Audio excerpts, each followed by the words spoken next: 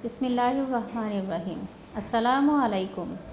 Dear student, I am Dr. Mahmuda Sultana Shumi, Associate Professor, Department of Anatomy, Abdin Sogina Medical College, Joshore.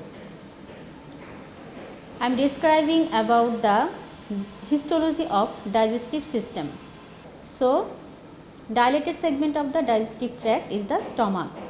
It is the mixed gland, that means exocrine and endocrine, and the main function to continue the digestion of the carbohydrate initiated in the mouth, add an acidic fluid to the ingested food, transform it by muscular activity into a viscous mass, that means chyme, and promote the initial digestion of proteins with the enzyme pepsin.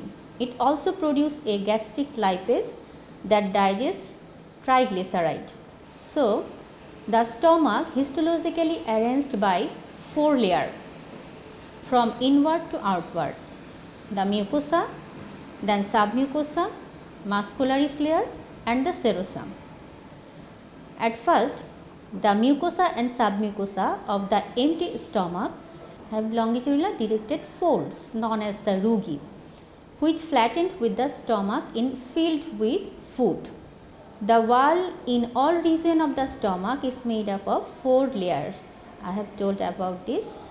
So, mucosa lined by the simple columnar epithelium, and that the invagination into the lamina propria forming the gastric pit. And just after epithelium, this is the layer of lamina propria, that means connective tissue layer, and the connective tissue layer, lamina propria, that surrounds and support this pit and gland contain the smooth muscle fiber and lymphoid cells. Separating the mucosa from the underlying submucosa is a layer of the smooth muscle, the muscularis mucosa. That means within the mucosa we will find out the 3 layers. First of all, simple columnar epithelium, then lamina propria and the muscularis mucosa. In the fundus and the body of the stomach, the mucous lamina propria is filled with some gland. These are the branched tubular gastric gland, and these are open into the bottom of the each gastric pit. Within the gastric gland, there are some cells present in this gland. First of all, the mucous neck cell, parietal cell, and then chief cell and enteroendocrine cell, and stem cell present also there. So, mucous neck cell are present in the cluster or as single cells between the parietal cells in the neck of the gastric gland. So, they are irregular in shape with the nucleus at the base of the cell and the secretory granules near the apical surface. Their mucus, they secrete mucus, that means mucin secretion, they will secrete mucin. And the parietal cell present mainly in the upper half of the gastric gland. They are large round or pyramidal cell, each with one central spherical nuclei and cytoplasm that is intensely eosinophilic due to the high density of the mitochondria. And this parietal cell will secrete both the hydrochloric acid and the intrinsic factor of Castle. Then third one, chief cell, predominantly in the lower region of the tubular gland and have all the characteristics of the protein secreting cell. Then the cytoplasm of this cell contain the pepsinogen. This pepsinogen will help to convert the proteolytic enzyme pepsin after being released into the acid environment of the stomach. And then another cell, enteroendocrine cell.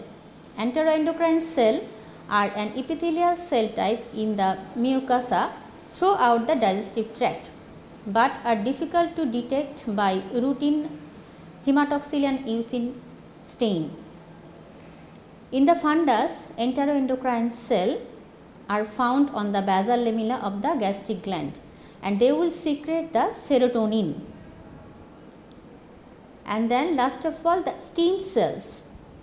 Stem cells are few in number and found in the neck region of the glands, and they are low columnar type of cell with basal nuclei and divide asymmetrically. So, after the mucus layer. The layer is the submucosa. Submucosa is composed of the connective tissue containing blood and lymph vessels, and it is infiltrated by the lymphoid cell, macrophage and the mast cell. Then muscularis layer. Muscularis layer is composed of a smooth muscle fiber oriented in three main directions, and the external layer is longitudinal, middle layer is circular and the internal layer is oblique. Rhythmic contraction of these muscles serve to mix ingested food and chyme with the secretion from the gastric mucosa. At the pylorus, the middle layer is greatly thickened to form the pyloric sphincter. The stomach is covered by a thin serosa. Stomach is covered by thin serosa. That means serous layer are divided into two layers. Already I have told about this. The inner layer the connective tissue layer and the outer layer again the thin simple squamous layer, that means mesothelium. So stomach externally covered by the serosa. So in the short explanation, the stomach can be divided into four layers, that means serosa, muscular layer, submucosa and mucosa, and it presents the number of folds named the rugae, consists of mucosa and submucosa. Mucosa is lined by the simple columnar epithelium, then lamina propria contain the gastric gland. Muscular coat consists of the smooth muscle arranged as the outer longitudinal layer, middle circular layer, inner oblique layer. Here I am completing my lecture. Next time I will talk about the another histological feature of the GI tract. Thank you.